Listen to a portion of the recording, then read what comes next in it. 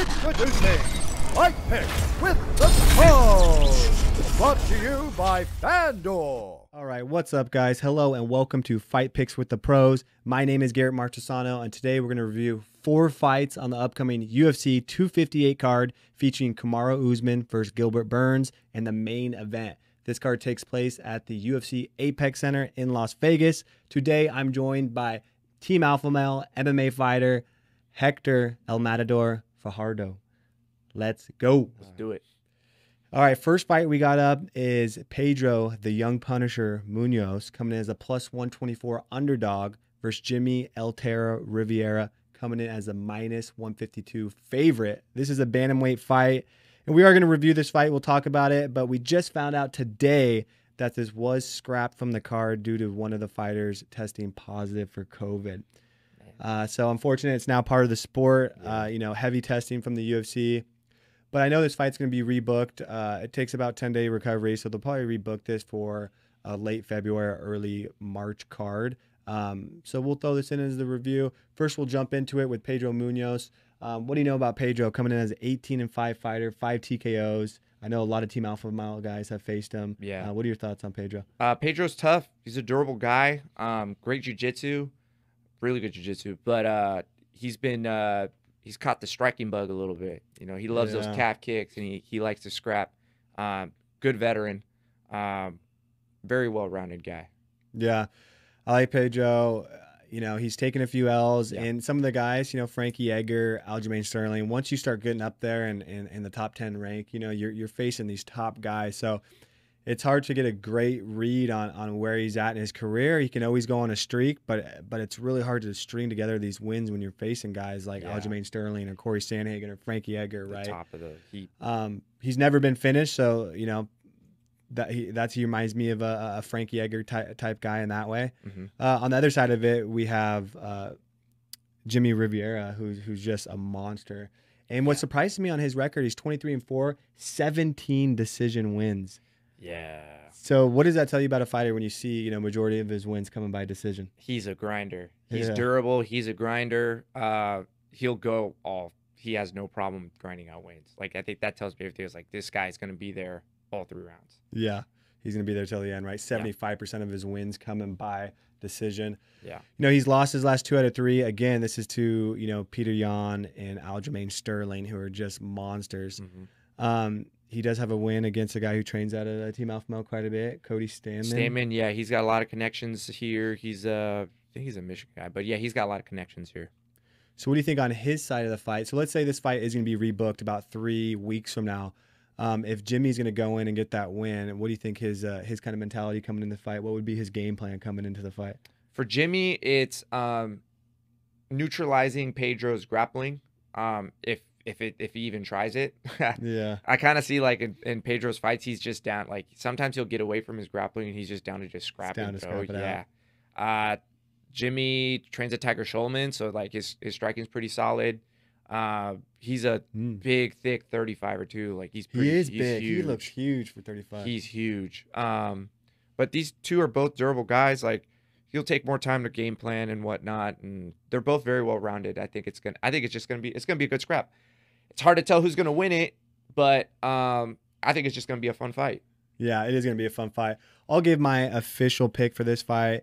I think it's gonna be a grinding match, like you said. Yeah. I think it's gonna be back and forth. I think they're gonna stand and strike a lot, and these guys both have high endurance. They go long. They can push the rounds, especially Jimmy. And this is a 3-round fight.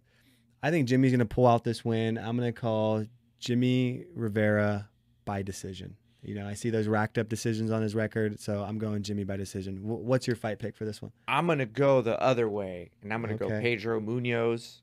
I'll go by decision as well. I think Pedro's going to eke out more points on he loves calf strikes. Yeah, okay. He loves calf strikes, and he loves throwing down. So I think he'll eke it out that way. And then if Jimmy tries to get anywhere grappling, I just like Pedro's grappling better. Okay. I like it. That's a good pick. He's going to pull out those Dustin Poirier calf kicks and just He's going to sit there and crack it. I guarantee it. All right, the next fight we have up is Kelvin Gastelum coming in as a minus 220 favorite versus Ian the Hurricane Heinisch coming in as the plus 176 underdog. So this is a middleweight fight.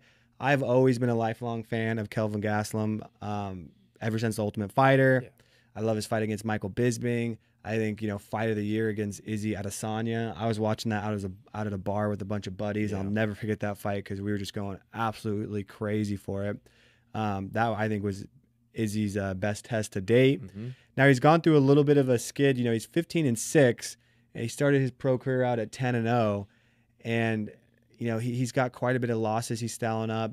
He's got a losing streak going on. But again, these are guys like Jack Hermanson, Izzy Adesanya, huge, big name fighters. So what's your opinion to start off on Kelvin Gastelum? That guy's crazy talented. Clearly, I mean, he won Ultimate Fighter. He's got a lot of good wins, but it's just we don't know which Kelvin's going to show up.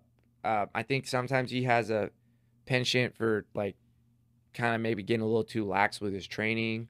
I know weight's been an issue. Yeah, that's true. Not saying that he's going to miss weight for middleweight. There's a reason he's at middleweight, but I don't know. Sometimes I feel like he feels like a little too lax, which has been his downfall. I think he doesn't fight up to his talent because the dude's really talented. So talented. And he's a natural hitter. He's a grinder. Like, he's good.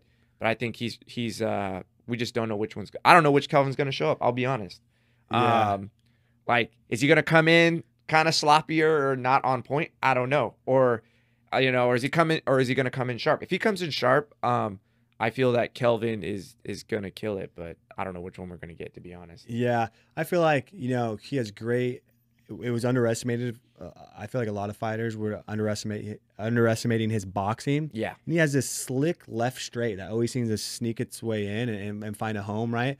But I feel like in the fights, he's fallen too in love with his boxing game, too in love with his striking. He's trying to get in there and scrap, and it leaves him open to being taken down. Yeah. Or I question, who am I to question, but is he working on his ground game and his wrestling and his BJJ and these camps when he's coming against these fighters? Or is he just banging the mitts and doing the sparring and boxing because that's what he does best? That plays into it too, because it's like when you get at that level, like I could tell Kelvin gets really comfortable. Yeah. It's like, but he's the man. He's the man in his camp, or he's the man. He can make the decisions. I guess maybe someone needs to hold him a bit accountable. I only say this because the dude's talent is crazy high, and like he should be doing better than he is, but he has been on a skid. He's lost some fights, like some kind of head scratchers a little bit, and he's gonna get a dog in this next fight. Like, this is somebody who's not gonna be messing around. Like, exactly. So we'll see. I'm watching the UFC countdown. It looks like he's taking camp serious. He looks like he's in pretty good shape. Look good. He's taking ice baths. He's trying to get back on the run, right? So we'll see how he's gonna pull out. On the other side, we got Ian Heinisch, 14-3, 5 TKOs, and this guy is super powerful. Has an incredible story. He was once a drug runner, running pills, 1,000 pills at a time. He actually got caught at one point via a sting operation, and he fled the country. He was on the run, and actually, when he finally got caught, he spent a couple years in jail, in prison, actually. Good behavior, got out, and as a way to kind of stay out of the streets, if you will, or the bad side and the drug running side, he started training at a MMA, mixed martial arts gym. So what's your opinion on Ian, knowing his backstory, him coming into this, powerful guy? He strung together a couple wins in the UFC when he first got in. Now, he's taken a few losses. I think this is a great matchup. But what's your opinion on Ian? It's just another example of in the words of the great Rick James, MMA is a hell of a drug. It's a life-saving drug. No, that's good. I love that story, man. And it's cool. Like, about Ian, we're both managed by the same companies, shout out Iridium Sports. He's a dog, man. You can't teach that. Like, someone, like, it's kind of on the flip side of like Kelvin, where I feel like Kelvin's a little comfortable, even though he's had his own crazy story. Yeah. Where like Ian's been through this crazy story. He's hungry, he's motivated, he's put in the work, he's in the show, he's putting results, and this is his opportunity to, catapult himself into the top tier, really make a name for himself. And I think he's going to take it seriously, and he's going to come in ready to dog, like just ready to dog fight. And I agree. This is going to be a scrap. And even though Kelvin's on a little bit of a skid, everyone knows how talented he is, how good of a fighter he is. So if he does end up getting the win, it's going to be a nice thing on his record. And same thing on the other side. Even though Ian, has gone on this short skid, lost a couple in a row, if Kelvin, it's a get back on track fight for both fighters. Yes. It's unfortunate one of them is going to have to lose. Yeah. I like both these guys. But I also think both these guys have so much power in their hands, and they like to bang it out and swing and get in those kind of brawling matches. Yes. Hopefully Kelvin is a little bit more poised and works his feints and stays out of range. But I think someone's getting knocked out in this fight. 100%. So if I jump to my official fight pick for this fight, I'm going to call a second round KO for Kelvin Gastelum. I think it's going to be back and forth. Kelvin might even get rocked in the first round, but I think that left straight, his sneaky left straight, he's going to find a home, and he's going to finish Ian by KO in the second round. That's my fight pick. What are you thinking? I'm going to go on that, and when you're betting and making picks, you don't pick on emotion. You don't pick on who you want to win. You pick on the stats, Well said. the I like logic. So I'm going to go second round as well with Kelvin Gastelum. Okay. I'm going to double on that too. Love it. I think it'll, like, realistically, like, I like Ian. I like his chances. Like, you can't script MMA. It's a crazy sport. But if it's going to be a dogfight, and I like Kelvin's track record for landing is better. I like Kelvin's bomb if he comes in. Like, if the opportunity is there, I think he'll take advantage of it. If Ian's going to give him the opportunity, I think he'll take it. So I'm gonna double on that too and go second round Kelvin. Okay, second round KO for Kelvin. All right. We'll jump on to the next fight. We got Jim A10 Miller coming in as a plus 220 underdog in this fight versus Bobby King Green as a minus 280 favorite. So he's coming in as the heavy favorite. So this is a late addition to the card. Jim Miller, this is another guy who kind of reminds me of Clay. Has been in the game for so long. 32-15, 4 TKOs, 18 submissions. So he is a submission artist. Yeah. Bobby Green on the other side hasn't been submitted for something like 8 years or something. So that's one stat that popped out at me, is that you got a submission artist against a guy who has some of the best submission defense. But starting with Jim Miller, 12 years in the UFC, he's been kind of like Mr. Reliable, entertaining fights, kind of the long-time professional. Really reminds me like a Clay type of guy. What do you think about Jim Miller and kind of his fighting style? Jim's a throwback fighter. He's been in the game for a while, and the thing is, he's been living by his strengths, which is his submission game, and that's extended his career, and it's kept him in the company, and it's kept him going. And he embraces it. Like, he knows what he's good at, which is great, and he's really good at it. He's sharp. And I know this fight was last minute, but there's one thing I know about Jim Miller is that guy stays ready. It's a life. That guy stays ready. I know I have a few friends that have trained with him in general, or like, have done strength conditioning with him, and the guy's an animal. He lives it. I mean, he lives it, and he stays on point. He's consistent. So I mean, I like him as a fighter. I'm glad he's still in there. It's gonna be a good fight. I like this matchup. Both guys are veterans in the game. Yeah. It's good to still see Jim Miller in there because he's had his shots up at the top, and then he's kind of fell short, but then he still stays in. Yeah. He doesn't look like one of those guys where I would be like for example, an Overeem, where I'd be like, hey, man, that guy needs kind to of hanging up. I don't see it like that. I don't see it like that at all. Yeah, I agree. And he has his own MMA gym, Miller's MMA. I think it's Miller's Brothers. Jay runs with his brother. Yep, so that's cool. And when you're like that, of course, he's always mixing it up with talent coming in his gym. He stays sparring and going through all those routines, right? So he, he's coming ready. On the other side, we got Bobby Green. I've started to really follow him and like Bobby Green because I love his personality. I love his peppy. He's got the mix. When people are too cocky, I don't like it, or confident in a weird way. He's got this great balance of cocky and confident, and he's ready to back it up. And he's got this funny persona and personality on him. And so I really like his style. He was super active in 2020, 4 fights. He went 3-1. All great fights. He's always entertaining. He's 27-11. It really balanced. 8 TKOs, 9 subs. And like I said, he has this crazy stat that he just does not get submitted. So you got this ultra submission artist, 18 subs, that's got to be up there in the record books from Jim Miller.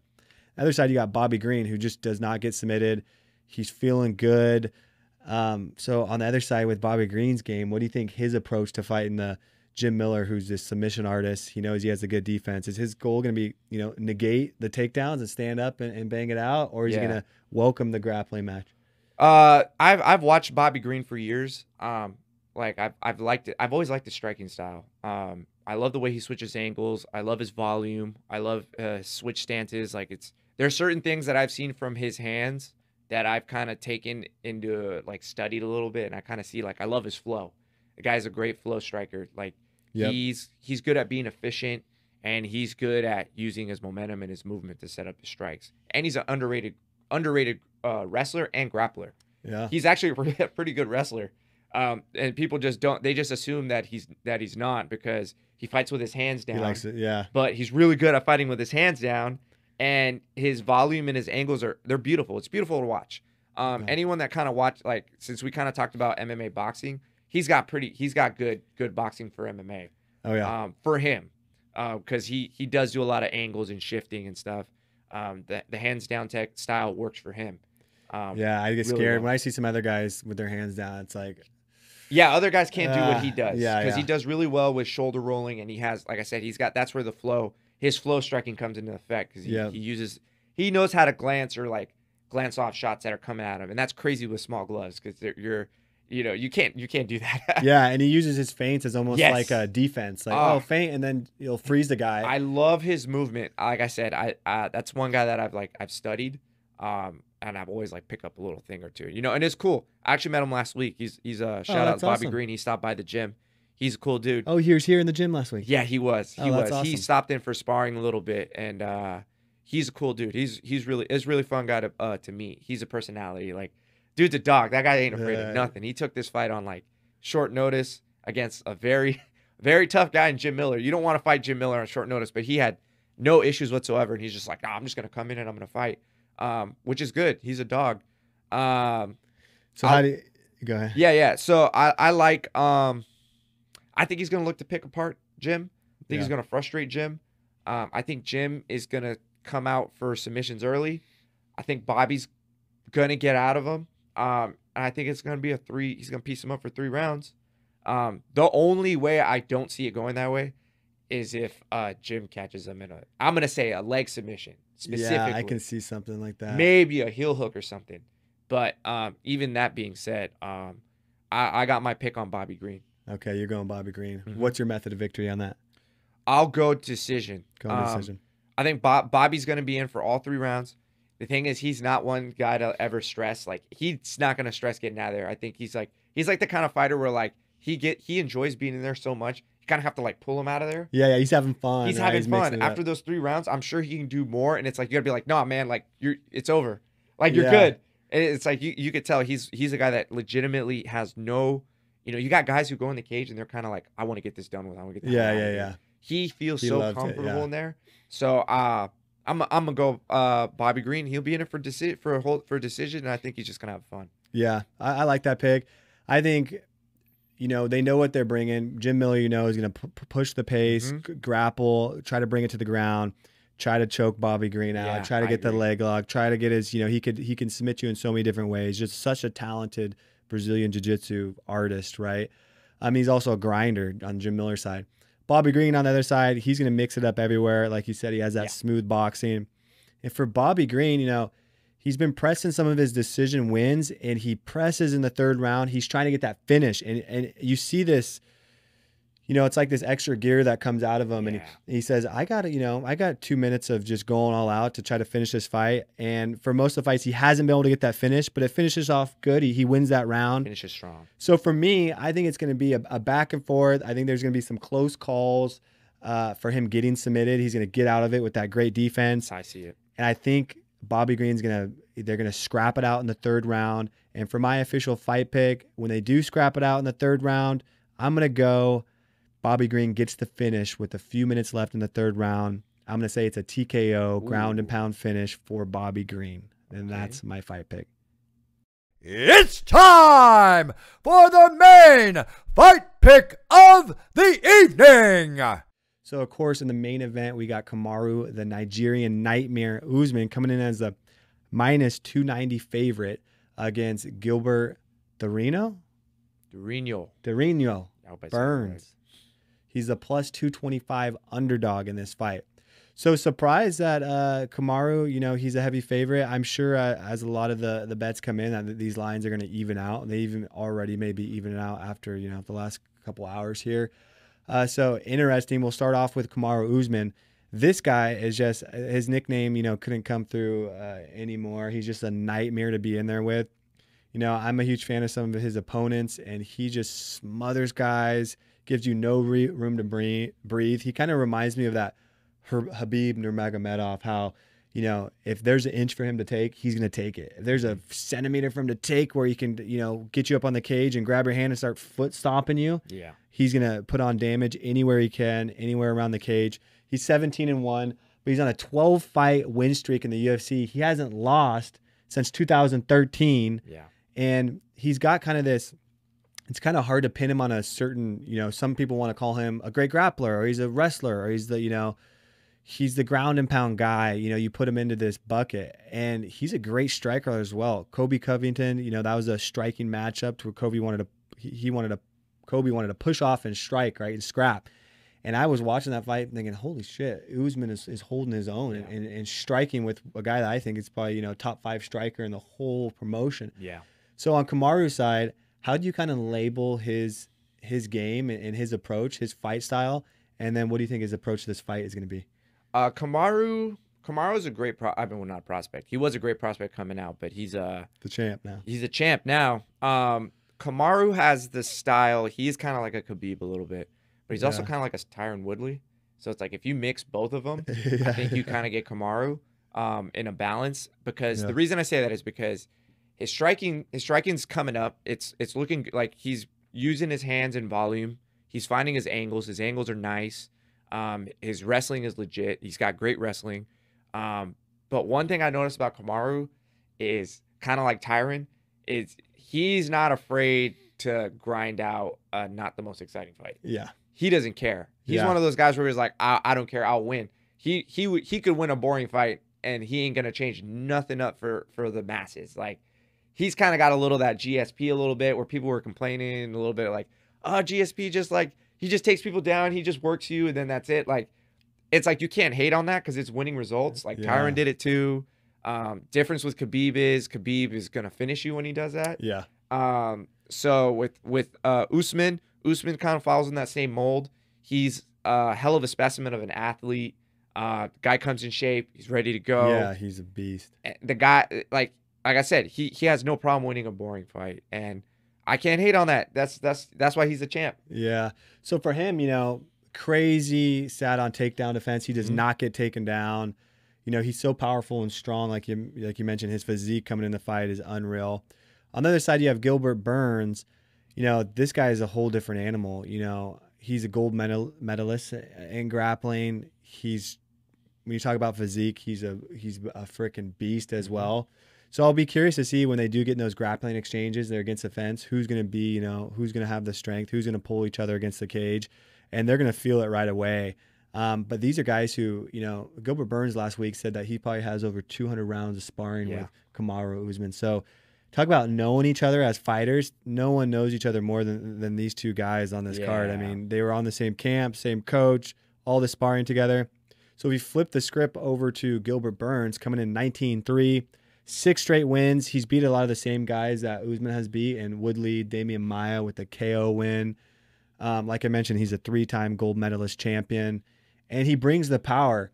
But he's not a type of guy, that you want to grapple with too much. And that's Usman's game. So I wonder what Usman's game plan coming into it is going to be.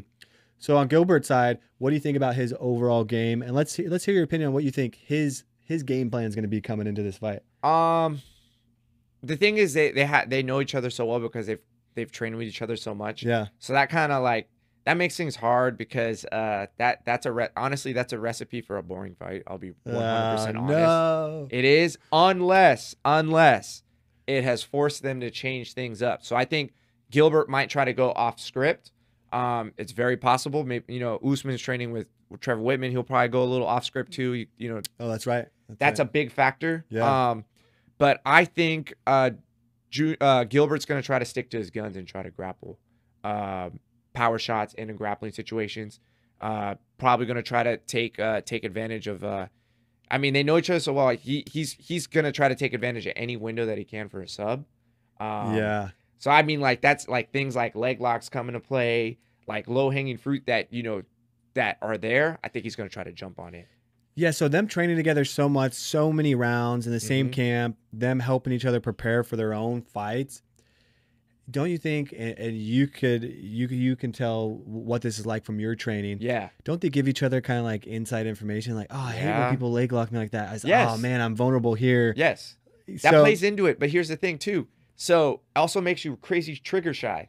Because I'm like, I've done this. I've had to compete against friends, especially in judo. And I say this from experience. It was one of the most boring matches ever. But it's also because we knew each other. You know what you're good at. Yeah, right? I knew what his throws were. I knew what his was. He knew what mine was. So it was a lot of like, So it just never worked out.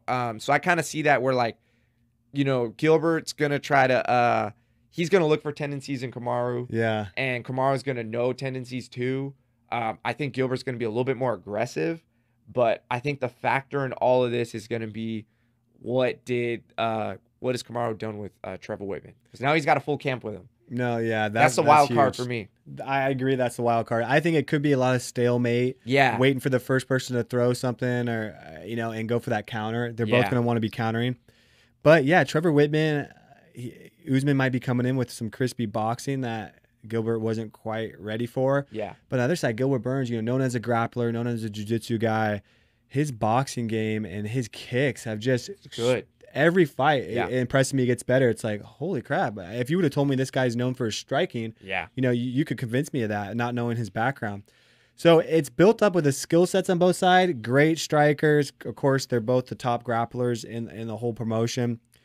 It's hard to call it. I could see it, like you mentioned, them knowing each other so well, them both being so deadly, being that kind of more boring stalemate. Of course, going into the fight, everyone has these expectations of a brawl. It's for the belt. Back and forth. This guy's going to be bloodied up. Who's going to get finished? But it's always not the most exciting thing to call a more low-key, the hugging on the fence. Gilbert might push the pace. I think Gilbert might try to throw the script out, push the pace, and be more aggressive. But the thing is, the thing we know about Kamaru is Kamaru can make it boring and he doesn't care. Yeah. He'll win. He'll go 5 rounds. And he has absolutely no problem winning a boring fight. He'd be okay with that. Where I think Gilbert, I don't think would have. I think Gilbert's gonna try to leave himself a little bit more open to trying to win a more exciting fight. He'll take more chances than Kamaru. Yeah. But I don't think Gilbert's gonna come into that fight. I don't think he wants to fight. Like, I don't think he wants a boring fight. Yeah, no, he wants to make a statement. This is for the strap. Yeah. So it's a 5-round fight. So another key point I think is we've seen Usman go the distance in these brawls fights. He's kind of prone to some decisions. Gilbert on the other side, he has a great gas tank from what I've seen. But a 5-round fight is completely different, right? Exactly. So I think when he's pulled into deep waters, we got to see how's that if this does get pulled into the 4th and 5th. I see this being kind of a decision outcome on either side, but the possibility of a finish I see if Gilbert can't handle those championship rounds. Yeah, I kind of see it too, but I think with him being with Trevor, I think it's going to be game plan centric, game plan, and I think they're smart. They're smart over there. I mean, not to say that he wasn't at a smart camp too. Hooft is smart too, but I think they're going to try to stick to the script. Kamaru's not going to deviate from the script. If the opportunity to finish is there, I'm sure he's going to try to take it, but I don't see him trying to rush it. Yeah. I'm sure he's going to be totally fine, out wrestling, out positioning, and trying to win all 5 rounds, and he'd be all right with that. Okay. So give me your breakdown of how you see the fight playing out. And then give me your official fight pick for the winner and method of victory. So I think Gilbert comes out strong. I think Gilbert threatens him in the first 2 rounds. But at the end of the day, I think Kamaru is going to rely on his wrestling and rely on the game plan that he's worked on with Trevor Whitman. And I think he'll go the first 2 rounds. Gilbert will come out strong, but I think Gilbert might fade out. I think Kamaru is going to neutralize his grappling with great wrestling. Yeah. So for the main event, I feel Gilbert Burns versus Kamaru Usman. Kamaru is going to work a 5-round decision. I think it's going to start a little hot with Gilbert, but in the end, I feel that Kamaru is going to neutralize him with his wrestling and stick to the game plan that he's worked with Trevor Whitman, and that is my final pick for the main event. Yeah, I think that's a good pick. So on my side, if I have to give my official fight pick here for the main event, I think it is going to be a drawn-out fight. I think Kamaru Usman is going to slow down the pace. He's going to grapple a lot. He's going to try to make Gilbert Burns, feel his body weight. And, of course, there's going to be some exchanges, but I don't think they're going to be – it's not going to look like a boxing match. When there's 3-4 strikes thrown, someone's going to feint for the takedown, or it's going to be a grappling exchange after that. We're not going to see that back-and-forth scrap, even though as fans we all love to see that. So I think it is going to go all 5 rounds. If there's any chance for a finish, I think Kamaru Usman gets him in the 4th or 5th round via ground and pound. But I'm going to call also a decision win by Kamaru Usman to retain the championship welterweight belt. And that's my official fight pick. All right, guys. Thank you for watching Fight Picks with the Pros. I'm Garrett. This is Hector. We'll see you next time.